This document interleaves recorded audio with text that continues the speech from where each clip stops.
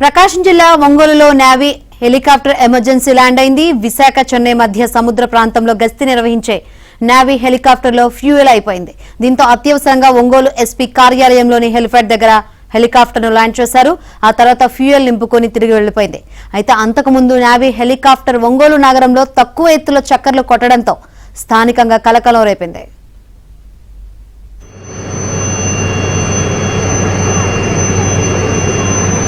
గస్తీ నిర్వహించే నేవీ హెలికాప్టర్లో ఫ్యూయల్ అయిపోయింది.